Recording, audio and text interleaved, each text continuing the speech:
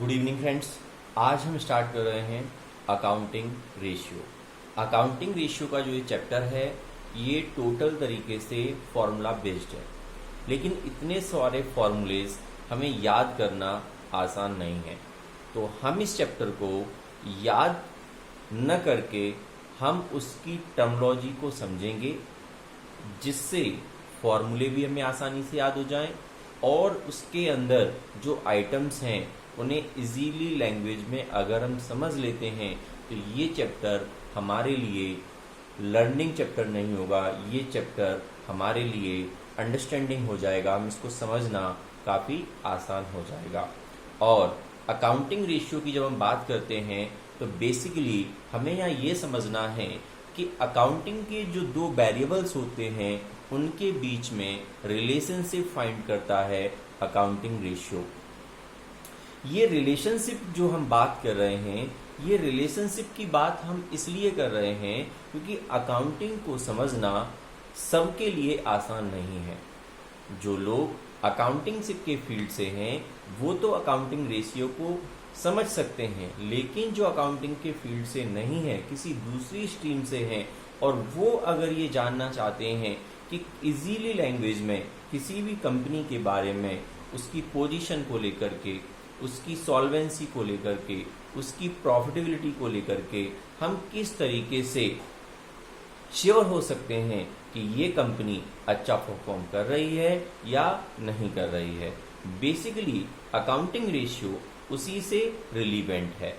मैं ये जानना चाहता हूँ कि कंपनी की शॉर्ट टर्म में पोजीशन कैसी है, कंपनी शॉर्ट टर्म में अपने जो क्रेडिटर्स हैं उनका पेमेंट टाइमली मैनर पे कर पा रही है या नहीं कर पा रही है।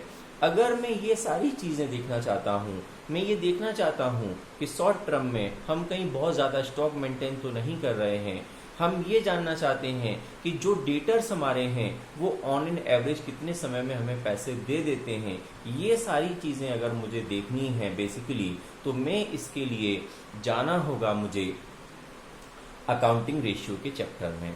और अकाउंटिंग रेशियो के चैप्टर में हम जो बात कर रहे हैं वो अभी मैंने जो बात की वो बात मैंने की लिक्विडिटी की।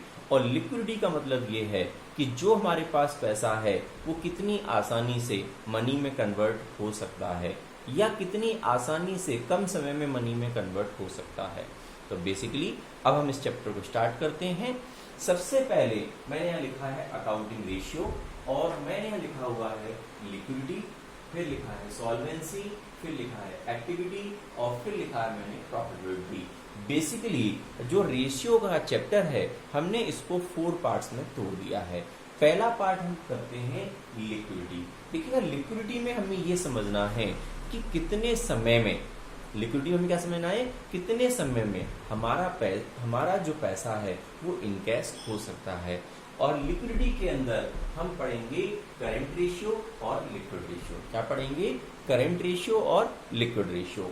फिर हमारे पास में है सॉल्वेंसी, फिर एक्टिविटी, फिर प्रॉफिटेबिलिटी। सॉल्वेंसी में इतना समझ लीजिए, हम ये देखेंगे कि हमारा लॉन्ग टर्म के बेसिस पे जो पैसा है वो सॉल्वेंसी हमारी क्या है।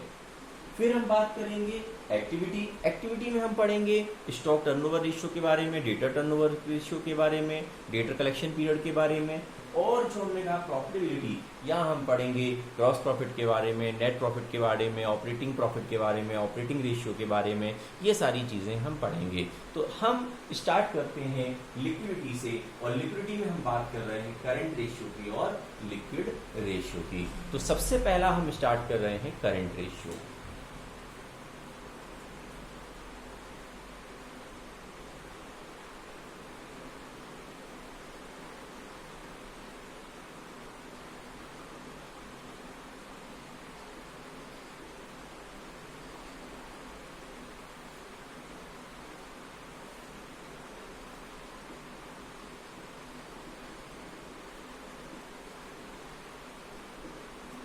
करंट एसेट्स और करंट लायबिलिटी।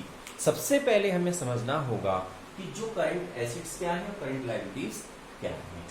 वो समझने से पहले हम ये समझ लें कि इसका जो आइडियल रेशियो है ये वो है हमारे पास में 2:1।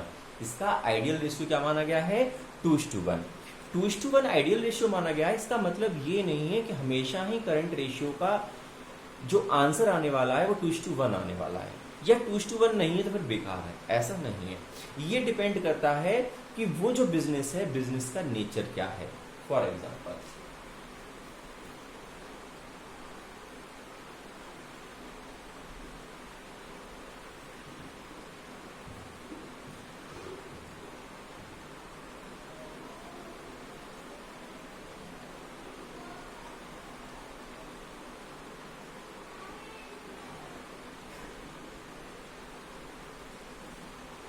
बिजनेस के नेचर की मैंने बात की, तो बिजनेस के नेचर में हमें ये समझना है कि हम मैन्युफैक्चरिंग करते हैं, या हम ट्रेडिंग करते हैं, या हम सर्विस प्रोवाइडर हैं। हम बहुत अच्छे से जानते हैं कि जब हम सर्विस प्रोवाइडर होते हैं उस समय हम स्टॉक मेंटेन नहीं करते हैं, डेटर्स भी हम कम से कम मेंटेन करते हैं। ऐसे समय में हमारा जो रेशियो है 2:1, ये हो सकता है कि 2:1 से कम हो।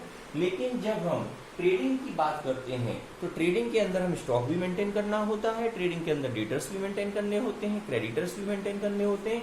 ऐसे समय में हम कह सकते हैं कि ये रेशियो जो हमारा है वो 2:1 के आसपास हो सकता है। लेकिन जब हम बात करते हैं मैन्युफैक्चरिंग की, मैन्युफैक्चरिंग में हम स्टॉक तो मेंटेन करते हैं, स्टॉक के अंदर भी हमारे पास में हम ओपनिंग क्लोजिंग स्टॉक की जो हम बात कर रहे हैं उसमें भी हम रॉ मटेरियल भी मेंटेन करते हैं, WIP भी मेंटेन करते हैं, और उसके अंदर हम फिनिश भी मेंटेन करते हैं, और डेटर्स और बहुत सारी चीजें भी हम मेंटेन करते हैं। इसका मतलब यहाँ पर 2:1 से ज्यादा भी हो सकता है। तो समझना हमें ये है कि 2:1 आइडियल है, लेकिन इसका मतलब ये नहीं है कि हर बार 2:1 ही आंसर आएगा। वो हमें देखना पड़ेगा कि वो किस सेक्टर की बात कर रहे हैं, मैन्युफैक्चरिंग की बात कर रहे हैं, ट्रेडिंग की बात कर रहे हैं, या फिर सर्विस प्रोवाइडर ऑर्गेनाइजेशंस की बात कर रहे हैं।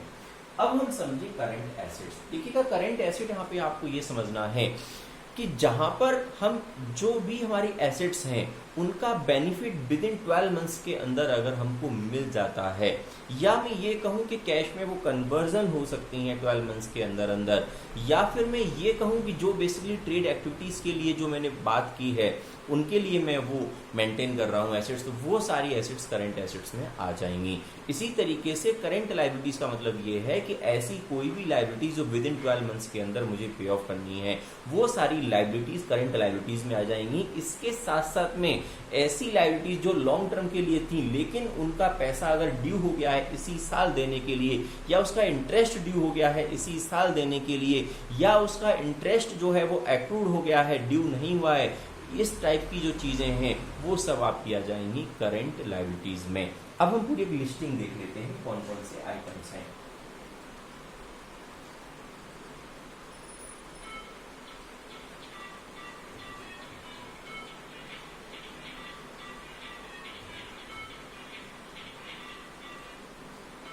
हमने बात की करंट एसेट्स में cash and cash equivalent. Cash and cash equivalent में हम आपको, जब हमने कैश फ्लो स्टेटमेंट का चैप्टर पढ़ा था तो हमने इसके बारे में आपको बता दिया था कि कैश एंड कैश इक्विवेलेंट में कौन कौन से आइटम आने वाले हैं।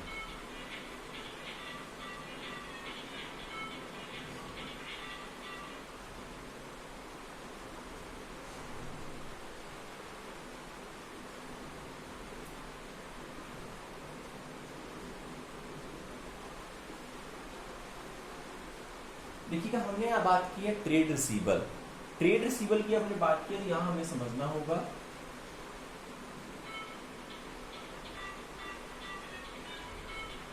यहां हमारे पास में आ जाएंगे डेटर्स। क्या आ जाएंगे हमारे पास में? डेटर्स। यहां हमारे पास में आ जाएंगे BR, bill receivable.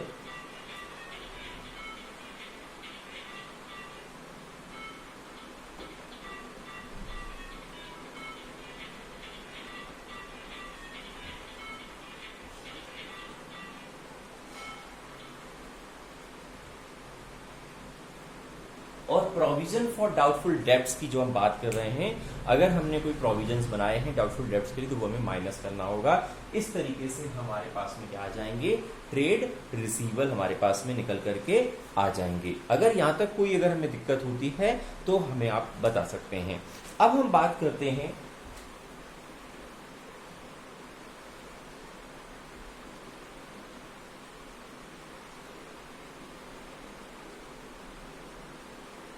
Current investment,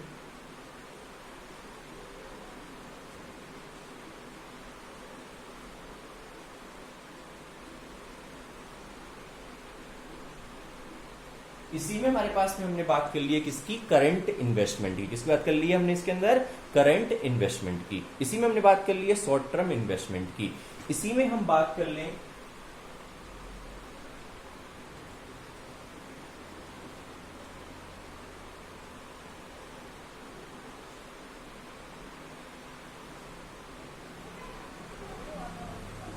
इसी में हम बात कर सकते हैं इन्वेंट्री कह दूं या फिर मैं स्टॉक कह दूं। ध्यान रखिएगा, इन्वेंट्री या स्टॉक की जब हम बात करेंगे तो इसके अंदर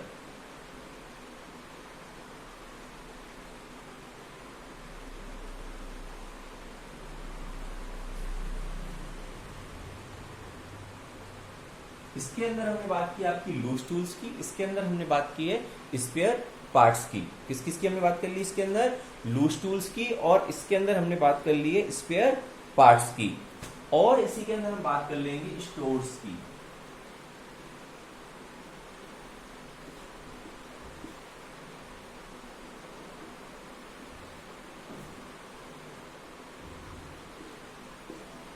ये एक्सक्लूडेड होंगे। कैसे होंगे, एक्सक्लूडेड होंगे। एक्चुअली क्या होता है, जब हम इन्वेंट्री की बात करते हैं तो इन्वेंट्री के अंदर हम सारी चीजें उस समय लेकर के रख लेते हैं। सारी चीजों का मतलब ये है, जैसे मान लीजिए मशीन है, अब हम सब जानते हैं मशीन है तो उसमें बहुत सारी ऐसी चीजें होती हैं जो टूटती फूटती हैं, तो हम उसमें वो मेंटेन करना पड़ता है। क्या मेंटेन करना पड़ता है हमको, उसमें चीजों को मेंटेन करना होता है। तो जब हम उसमें चीजों को मेंटेन करते हैं, जब उसमें हम चीजों को मेंटेन करते हैं,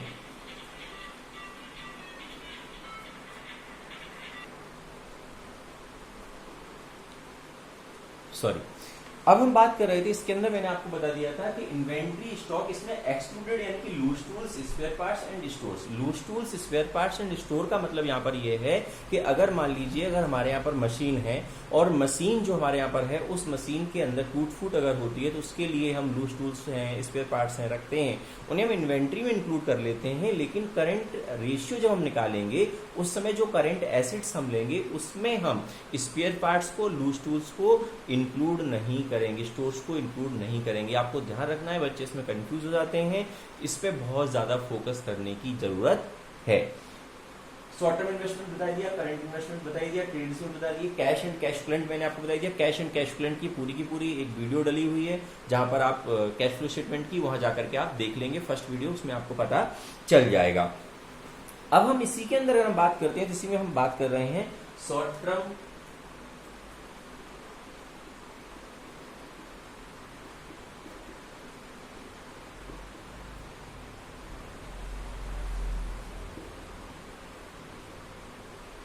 एक्चुअली क्या होता है बिजनेस में, हम कई बार दूसरों को पैसे दे देते हैं और दूसरों को पैसे जो हमने दिए हुए हैं और उससे हमको नियर फ्यूचर में ब्याज मिल सकता है, इंटरेस्ट मिल सकता है। तो जो हमने शॉर्ट टर्म के लिए इन्वेस्टमेंट्स किए हुए हैं, कहीं किसी को पैसे दिए हुए हैं लोन एंड एडवांसेस में, वो भी हमारे कहां पर आ जाएंगे, करंट इन्वेस्टमेंट में आ जाएंगे। अब हम बात कर रहे हैं अदर करंट एसेट्स की।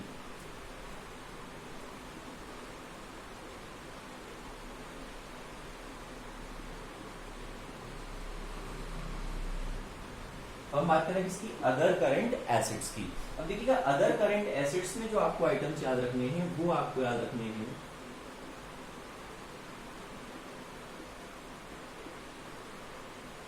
Prepaid expenses. क्या आइटम याद रखने, प्रीपेड एक्सपेंसेस,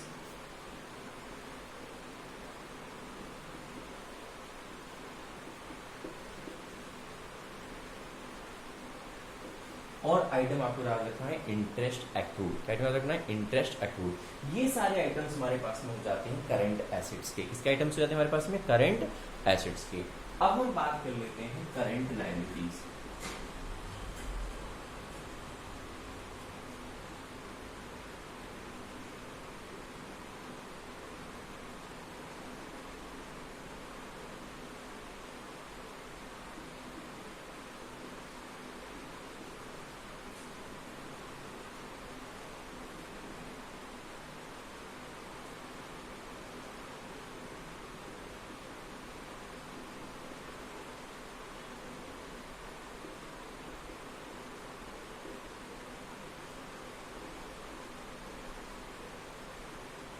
इसमें हमने यहाँ पर बात कर ली है, सबसे पहले किसकी बात कर ली हमने इसमें, ट्रेड पेबल की। किसकी बात कर ली हमने इसमें, ट्रेड पेबल की। ट्रेड पेबल के अंदर हमारे पास में क्रेडिटर और हमारे पास में क्या है, बिल्स पेबल।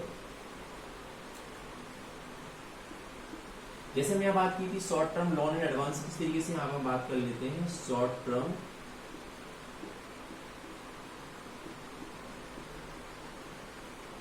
बोरोइंग्स की, मतलब जिस तरीके से हम दूसरों को पैसे दे सकते हैं इसी तरीके से दूसरों से हम पैसे ले भी सकते हैं।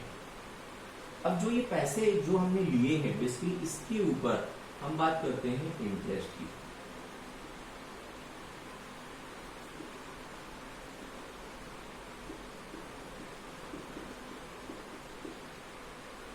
इसमें एक हो जाता है interest accrued but not due.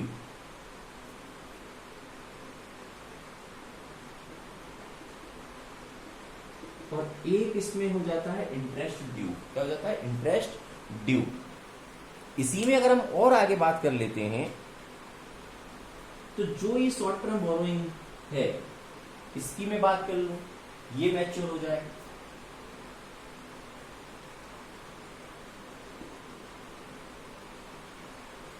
अगर मैच्योरिटी हो जाती है रीपेमेंट की,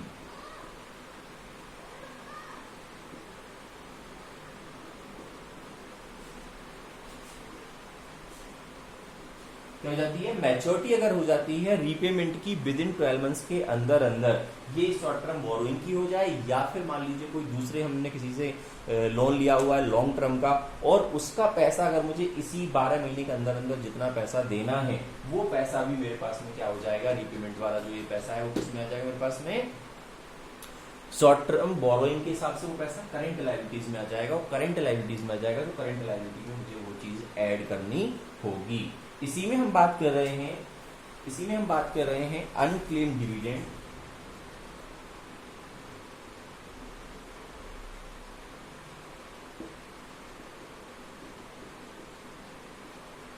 इसमें हमने क्या बात कर ली है, अनक्लेम्ड डिविडेंड, मतलब कि ऐसा डिविडेंड जो अभी क्लेम नहीं किया गया है, वो डिविडेंड भी हमारा किसमें आ जाएगा, करंट लायबिलिटीज में। इसी में हम बात कर लेते हैं शॉर्ट टर्म प्रोविजंस।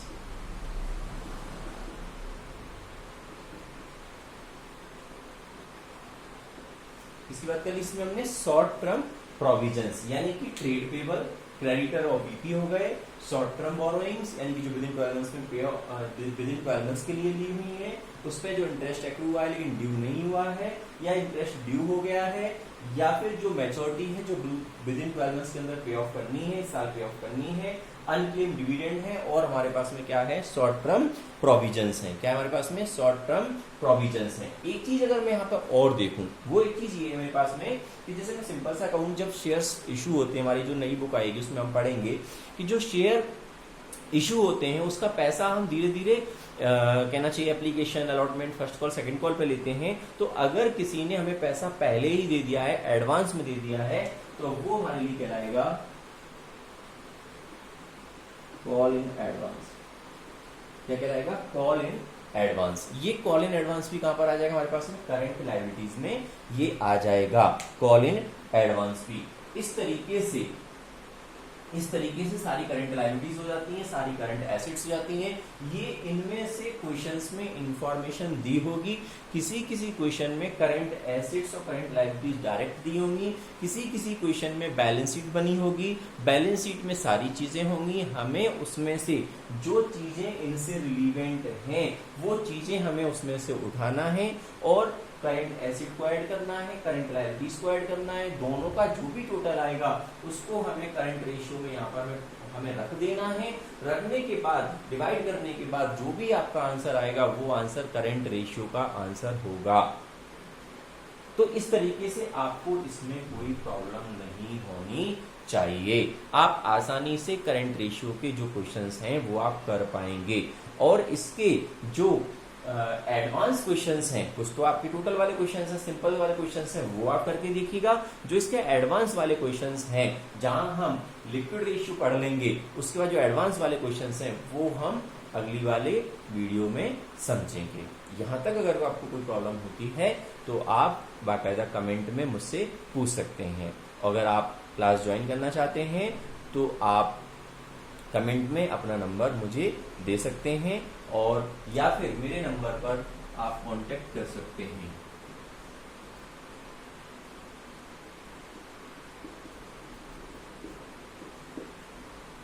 इस पर आप ऑनलाइन और ऑफलाइन दोनों तरीके से मेरे वीडियोस देख सकते हैं और जब क्लासेस स्टार्ट होंगी तो बाकायदा आप ज्वाइन भी कर सकते हैं। मैं भोपाल से मिस्टर शरद सर।